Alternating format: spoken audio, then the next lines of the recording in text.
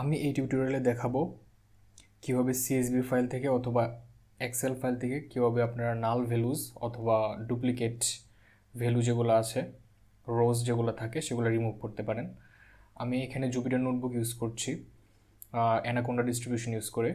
আপনারা চাইলে অন্য কিছু ইউজ করতে পারেন, তবে আমি রেকমেন্ড করব যদি আপনারা পান্ডাস ডেটা ফ্রেম ইউজ করতে চান ডেটা অ্যানালাইসিস করার জন্য, সেক্ষেত্রে জুপিটার নোটবুক হয়তো বেস্ট টুল হবে। আমি অ্যাজিউম করে নিচ্ছি যে আপনারা কীভাবে জুপিটার নোটবুক ইনস্টল করতে হয় অথবা পান্ডাস ডেটা ফ্রেম ইনস্টল করতে হয় সেগুলো জানেন, এবং আমি যদি না জানেন তাহলে অনলাইনে অনেক টিউটোরিয়াল আছে, সেগুলো দেখে নিতে পারেন। সো আমি এখানে একটা আপনারা দেখতে পাচ্ছেন শুধুমাত্র আমি একটা স্যাম্পল হিসেবে একটা সিএসভি ফাইল নিয়েছি, একটা এমপ্লয়িজ ডেটা। এই ফাইলটার ডাউনলোড লিঙ্ক আমি ডিসক্রিপশনে দিয়ে দিব। আর so let's create a new Jupyter notebook. এটার নাম দেওয়া যাক removing duplicate and NaN values. Okay, so শুরুতেই আমাকে যেটা করতে হবে যে পান্ডাস ডেটা ফ্রেম যেটা সেটা ইম্পোর্ট করতে হবে। পান্ডাস এসপিডি হিসেবে আমি ইম্পোর্ট করলাম, run this thing. So successfully execute হয়েছে। যদি এটা সাকসেসফুলি এক্সিকিউট না হয় তার মানে হচ্ছে আপনার পান্ডাস ডেটা ফ্রেম ইনস্টল করার নেই। সো সেক্ষেত্রে আপনাকে ইনস্টল করে দেবে আপনার এনভায়রনমেন্টে। তো শুরুতে যে কাজটা করতে হবে সেটা হচ্ছে আমাদের যে ফাইলটা আমি দেখালাম এমপ্লয়িজ ফাইলটা, এমপ্লয়িজ ডট সিএসভি ফাইল, সেটাকে রিড করতে হবে। সো যেহেতু এটা একই ফোল্ডারে এক্সিস্ট করে, অর্থাৎ নোটবুক এবং সিএসভি ফাইল দুটো একই ফোল্ডারে এক্সিস্ট করে, সো আমাকে শুধুমাত্র যদি আমি বলি ডিএফ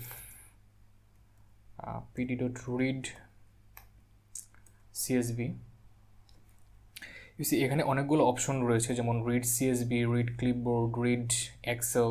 আপনারা যদি এক্সেল ফাইল রিড করেন তাহলে রিড এক্সেল দেবেন, যদি জেসন ফাইল রিড করেন তাহলে জেসন ফাইল দেবেন, রিড জেসন দেবেন। সো আমারটা যেহেতু সিএসভি ফাইল, আমি সিএসভি ফাইল দিচ্ছি, and then employees dot CSV. এবং আমি যদি একটু আমার সিএসভি ফাইলের লুকটা দেখতে চাই, অর্থাৎ প্রথম 5টা কলাম আমি প্রথম 5টা রো আমি প্রিন্ট করে দেখাচ্ছি, তাহলে দেখতে পারবেন যে এটা হচ্ছে প্রথম 5টা রো আমার ডাটা ফ্রেমের বা সিএসভি ফাইলের। সো এখন সিএসভি ফাইলটা আমার একটা পান্ডাস ডাটা ফ্রেম অবজেক্ট হিসেবে আছে।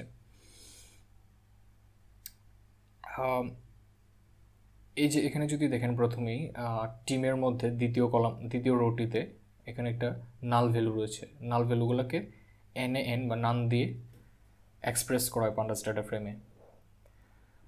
তো আমি যদি আরেকটু ইনফরমেশান দেখতে চাই আমাদের এই ডাটা ফ্রেম সম্পর্কে, আপনারা চাইলে ইনফো নামে যে বিল্ট ইন ফাংশন সেটা ইউজ করতে পারেন।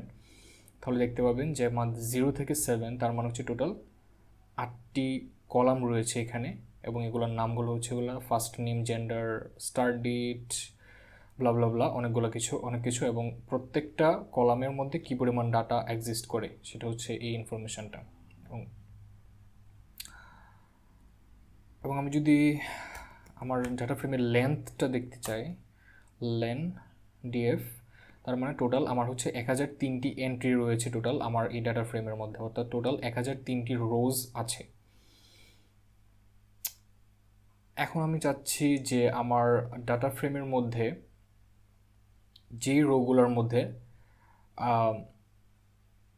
নাল ভ্যালু এক্সিস্ট করে অথবা নাল ভ্যালু রয়েছে, যে কোনো একটা কলমের মধ্যে নাল ভ্যালু থাকলেই হবে, সেই ধরনের রোগুলোকে আমি প্রিন্ট করতে চাচ্ছি।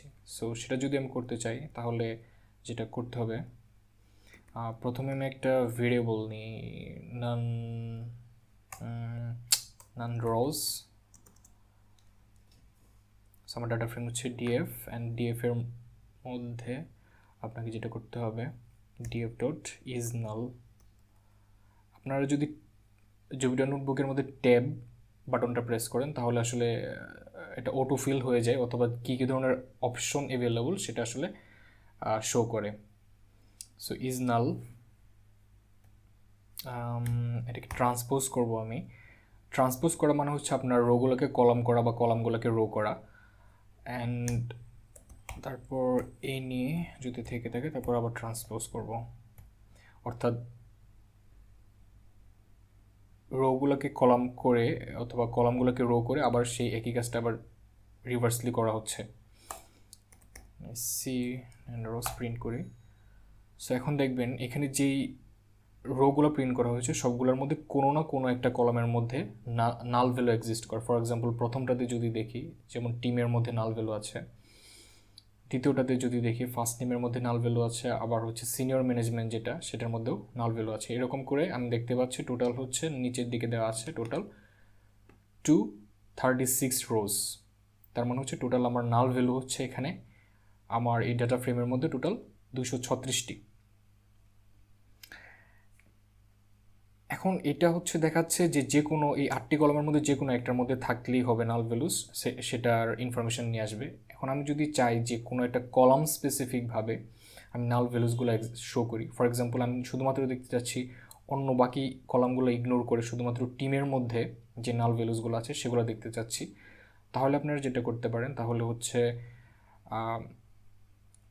সেটা করার জন্য আমি প্রথমে একটা নতুন একটা ভেরিয়েবল ডিক্লেয়ার করি, নান specific rows,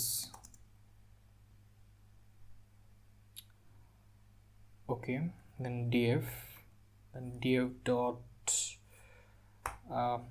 okay, দেন এখানে আপনারা আপনাদের কলামের নামটা দেবেন। আমি যদি দেখাতে চাই যে শুধুমাত্র টিমের ক্ষেত্রে কোনগুলো null values, and then dot is null,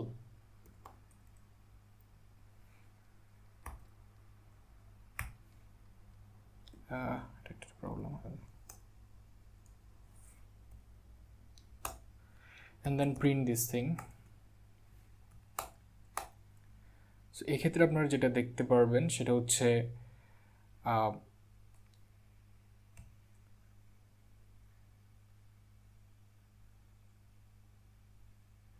শুধুমাত্র টিমের মধ্যে যেগুলো আছে, টিম কলামের মধ্যে যেগুলো নান ভ্যালুস বা নাল ভ্যালুস সেগুলো দেখাচ্ছে।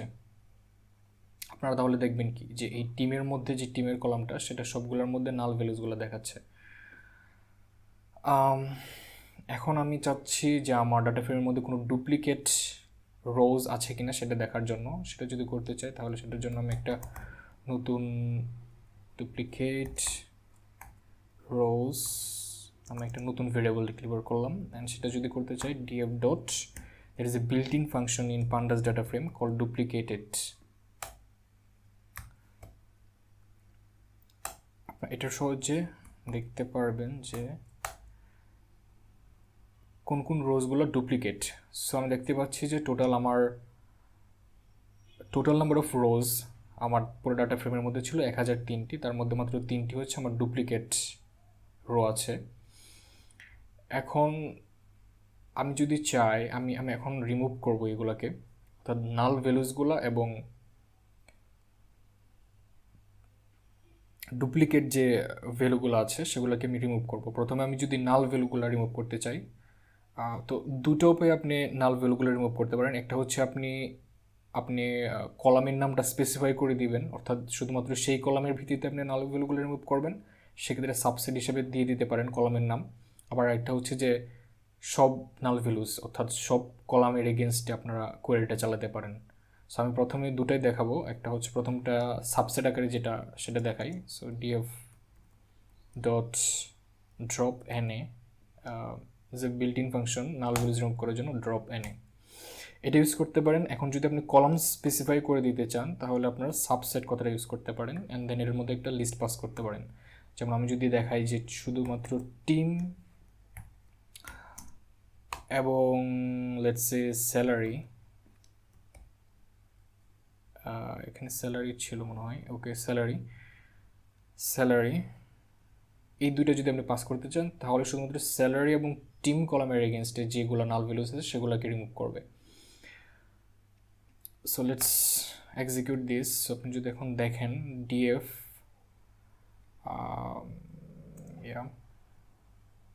সো অলরেডি 960টি রোতে চলে এসেছে 960 রোজ।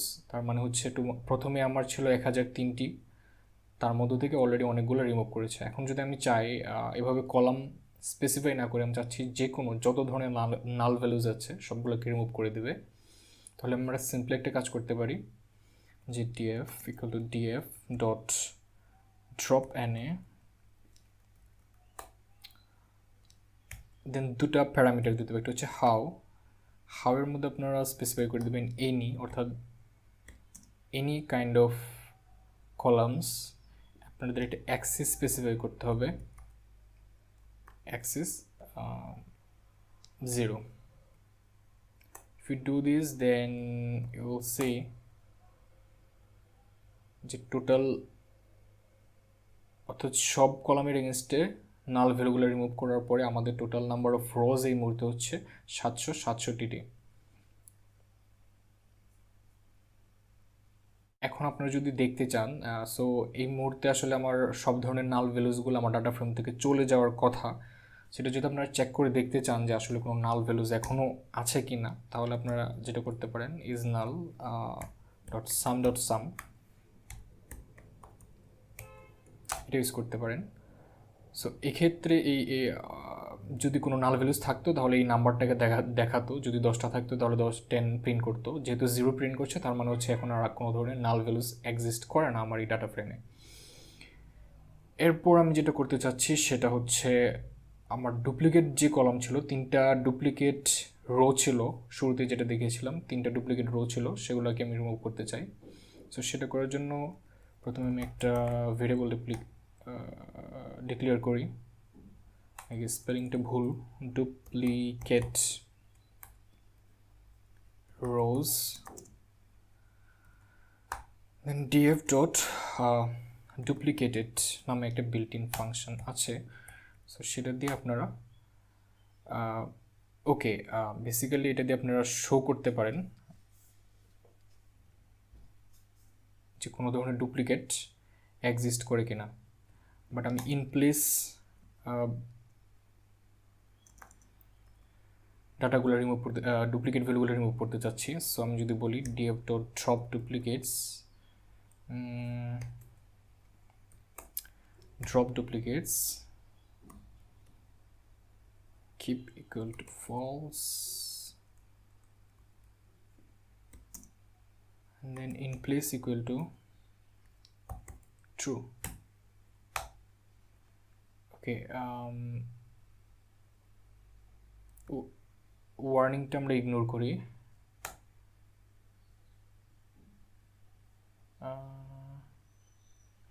লেটস ডু ওয়ান থিং, এই ডিএফটা বাদ দিয়ে যেহেতু আমি ইন প্লেস করছি তার মানে হচ্ছে তো এভাবে যদি আমি করি ড্রপ ডুপ্লিকেটস, তার মানে হচ্ছে ডুপ্লিকেট ভ্যালুগুলো রিমুভ করে দিল। এখন আমি যদি আবার শুরুতে যেভাবে চেক করেছিলাম যে ডুপ্লিকেট ভ্যালু আছে কি নাই, সেরকম করে যদি আমি আবার দেখি যে ডুপ্লিকেট যেভাবে চেক করেছিলাম, যেমন এটা দিয়ে আমি চেক করেছিলাম যে কয়টা ডুপ্লিকেট রোজ আছে, এটা যদি আবার পেস্ট করি তাহলে দেখাবে যে আসলে কয়টা ডুপ্লিকেট ভ্যালু আছে কি নাই। সো এখানে শুধুমাত্র কলামের নামগুলো প্রিন্ট করছে, তার মানে কোনো ধরনের ডুপ্লিকেট রো কিন্তু নাই। এটা মোর স্পেসিফিকলি আমি যদি লেন্থটা প্রিন্ট করি যে ডুপ্লিকেট রোজ মানে 0, তার মানে হচ্ছে এখানে কোনো ধরনের ডুপ্লিকেট রো এক্সিস্ট করে না আর। সো এভাবে আমরা আসলে আমাদের ডাটা ফ্রেম থেকে অথবা সিএসভি অথবা এক্সেল ফাইল থেকে যত ধরনের নাল ভ্যালু অথবা ডুপ্লিকেট রোজ রয়েছে সবগুলোকে রিমুভ করতে পারি। সো আমরা যারা মেশিন লার্নিং বা ডাটা সায়েন্স বেসড প্রজেক্টের জন্য কাজ করি, সেক্ষেত্রে মেশিন লার্নিং মডেল ট্রেন করার জন্য মেনলি এই ধরনের প্রসেসিংগুলো করা খুব ইম্পর্টেন্ট হয়ে পড়ে, কারণ নাল ভ্যালুগুলো খুব ট্রেনিংয়ের সময় অনেক প্রবলেম ক্রিয়েট করে।